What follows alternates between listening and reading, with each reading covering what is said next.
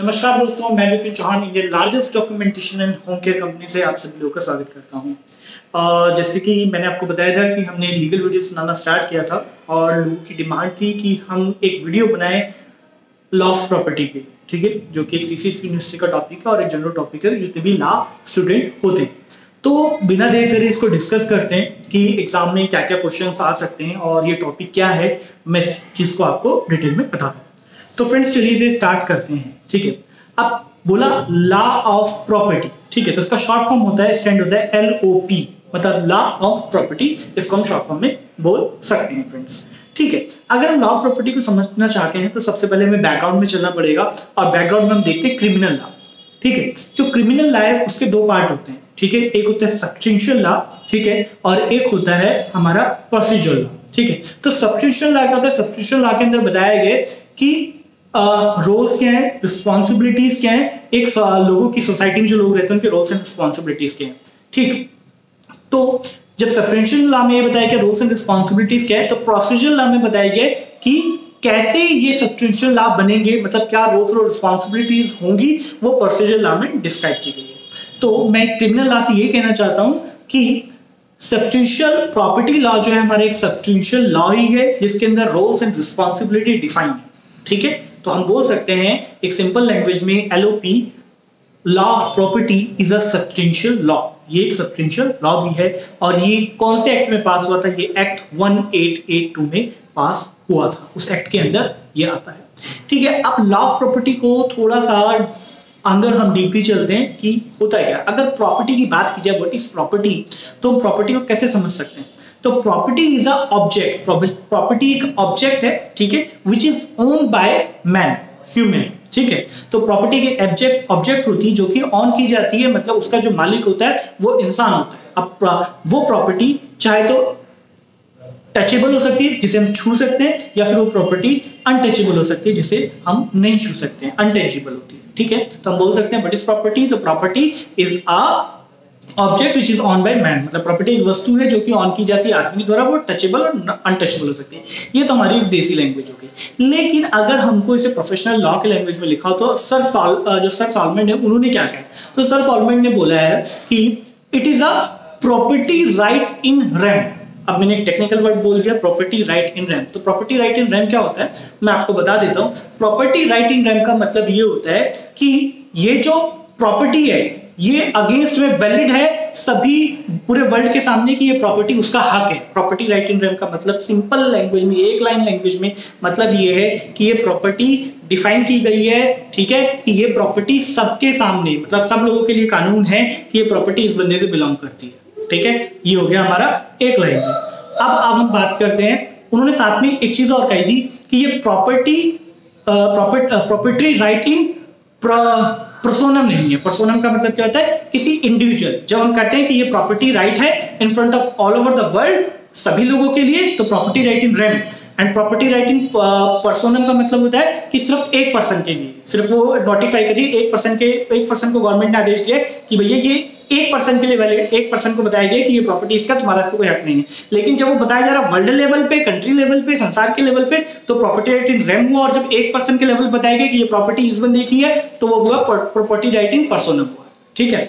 तो ये तो हो गया हमारा सालमन की डेफिनेशन। अब हम बात करते हैं ऑस्टिन ने क्या बोला है इसमें। तो ऑस्टिन ने बोला है कि भाई property it's a highest right of enjoyment, मतलब ये हाईएस्ट सबसे ऊंचा राइट है इंजॉयमेंट का, ठीक है। अब किस चीज की इंजॉयमेंट है? तो एसेट का। तो इसको आप लिख सकते हैं highest right of enjoyment of asset. तो देशी भाषा में बोले कि ये एक राइट है अपनी प्रॉपर्टी को यूज करने का, ठीक है। उन्होंने सिंपल वर्ड में बोला highest right of enjoyment of your all asset, सभी एसेट को, ठीक है। मतलब ये एक राइट है अपनी प्रॉपर्टी को यूज करने का जैसे आप करना चाहते हैं, ये ऑस्टिन ने बोला, ठीक है। अब ये बात होगी। अब हम बात करते हैं इसके टाइप्स की। प्रॉपर्टी कितने टाइप की होती है? तो प्रॉपर्टी कॉर्पोरियल हो सकती है, इनकॉर्पोरियल हो सकती है। अब कॉर्पोरियल का मतलब क्या है, इनकॉर्पोरियल का मतलब क्या है? कॉर्पोरियल का मतलब हो सकता है वो प्रॉपर्टी जिसको आप टच कर सकते हो। तो आप लिख सकते हैं the property which we can touch is corporeal property. Incorporeal property जिसको अपन टच नहीं कर सकते हैं, इंटेंजिबल है, जिसको हम छू नहीं सकते, जिसको हम देख नहीं सकते हैं। और कॉर्पोरियल प्रॉपर्टी वो जिसको हम टच कर सकते हैं, जिसको हम देख सकते हैं। अब प्रॉपर्टी कॉर्पोरेट प्रॉपर्टी को भी आगे फर्दर डिवाइड किया गया। आगे फर्दर कैसे डिवाइड किया गया? Movable, unmovable. अब मूवेबल प्रॉपर्टी क्या होती है? मूवेबल प्रॉपर्टी वो होती है जैसे कि कार, एक मूवेबल प्रॉपर्टी, कार, पेन, ये मेरी प्रॉपर्टी है लेकिन मूवेबल, मैं जहां मर्जी ले जा सकता हूँ इस पेन को। कार मेरी एक मूवेबल प्रॉपर्टी है। अब इनमूवेबल प्रॉपर्टी कह सकते हैं जैसे मेरा घर, मेरा ऑफिस, हाउस, लैंड, ये मेरी इनमूवेबल प्रॉपर्टी हो गई।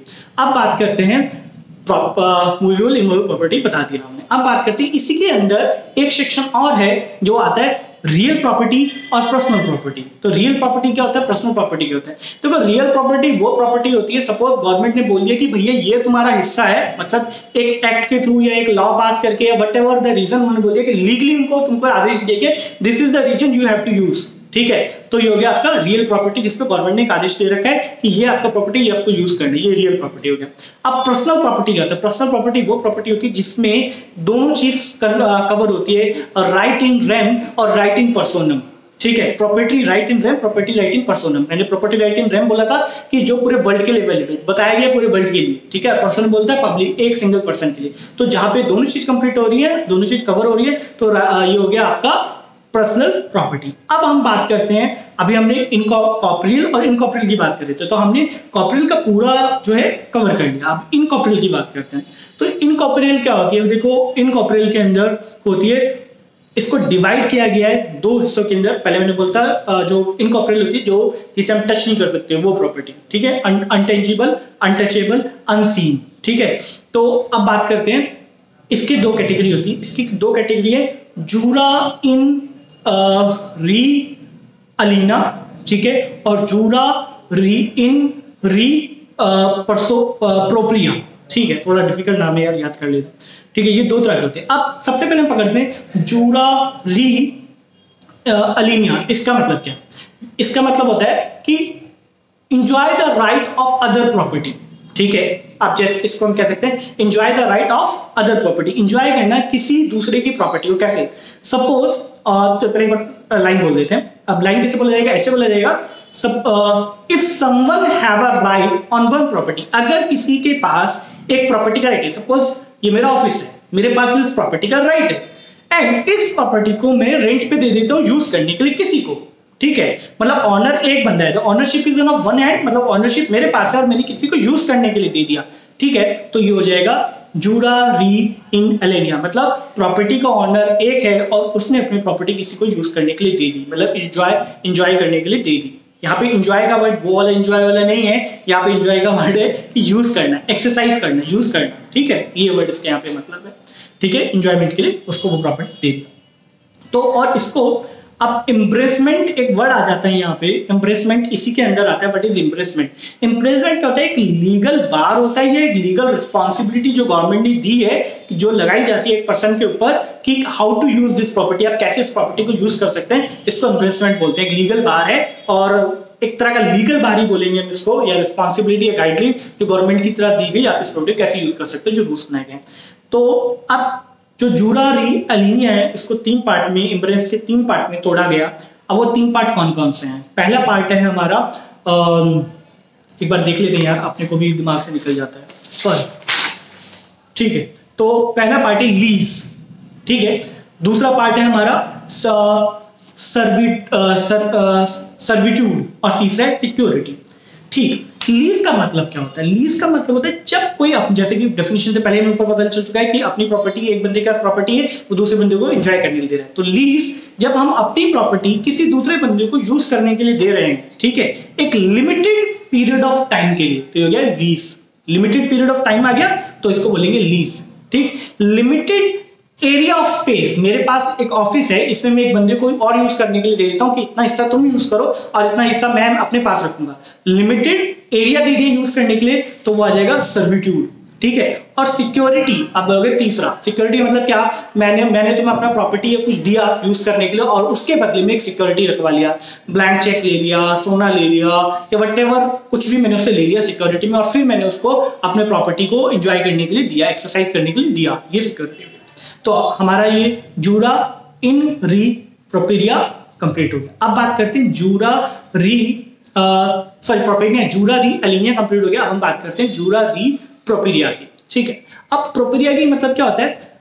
अभी तक हमने क्या था, जो पहले वाला राइट ओवर यूटिलाइज, मतलब हमने बोला था राइट ओवर अदर प्रॉपर्टी। अब यहां पे हम बोलेंगे right over other property which is intangible, ठीक है, which is intangible, right over other property which is intangible, which is unseen, ठीक है। तो जूरा री प्रोपेरिया का मतलब होता है एक ऐसे प्रॉपर्टी पे राइट होना जो कि अनटेंजिबल है, जो कि अनसीन है। सपोज मैंने कोई इन्वेंशन किया, मैंने कोई प्रॉपर्टी, मैंने कोई चीज बनाई, ठीक है, इन्वेंशन किया, सपोज ये पीछे कंप्यूटर रखा है, मैंने बनाया, ठीक है, तो बनाया तो मैंने है ना, ठीक है, मेरी खोज है, मेरी दिमाग की खोज है, और किसी और को यूज करने के लिए दिया, ठीक। तो कोई खोज, इन्वेंशन या कोई ऐसी चीज जो मैंने करी है और मैंने किसी को यूज के लिए दी है, ठीक है, तो हम बोल सकते हैं right of property which is unusable, और सॉरी अनटेंजिबल, जो कि अनटेंजिबल है, अनसीनेबल है, जिसे हम देख नहीं सकते, और ठीक है, तो उस चीज का इंजॉय करने के लिए किसी और को देना, ठीक। तो ये हो गया जूरा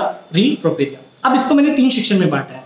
पहला ट्रेडमार्क, दूसरा कॉपीराइट और तीसरा पेटेंट। तो हम बोल सकते हैं ये 3 हिस्सों में डिवाइडेड है, पेटेंट, कॉपीराइट और ट्रेडमार्क। अब पेटेंट क्या होता है भाई? पेटेंट का मतलब तो यही हुआ ना कि मैंने अपने दिमाग से कोई आइडिया सोचा, मैंने कोई चीज इन्वेंशन करी और मैंने उसे पेटेंट करा लिया कि अब इसका मतलब है कोई और से यूज नहीं कर सकता, तो मतलब मेरी सोच को मैंने पेटेंट करा लिया, अब उसे कोई यूज नहीं कर सकता, ठीक। और मैंने उस चीज को किसी को यूज करने के लिए दिया, तो ये जूरा री प्रोपेरिया के अंदर हुआ, ठीक है, इसको बोलते हैं पेटेंट। तो एक चीज आ गई पेटेंट।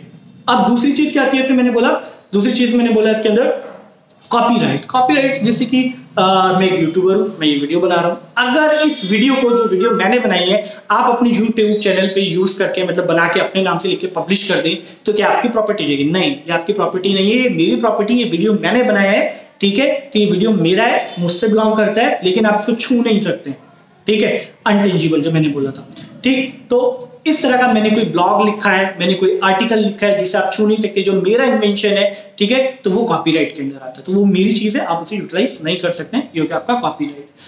ट्रेडमार्क, अब मैंने बहुत सालों लगा के इस बिजनेस को बनाया, मैंने योर डोरस्टेप को बनाया, ठीक है, मेरा एक लोगो है, मेरी कंपनी का नाम योर डोरस्टेप है और मेरा एक लोगो है, मैंने अपने लोगो को पेटेंट करा दिया अपनी कंपनी के नाम के साथ, ठीक है, मतलब मेरा लोगो और मेरा नेम कोई और यूज नहीं कर सकता, इस चीज का मेरे पास ट्रेडमार्क का सर्टिफिकेट है, तो ये हो गया आपका ट्रेडमार्क। तो फ्रेंड्स, ये सारा मैंने आपको बता दिया, प्रॉपर्टी क्या होता है, प्रॉपर्टी कितने मतलब टाइप्स होते हैं, सब मैंने आपको बताया।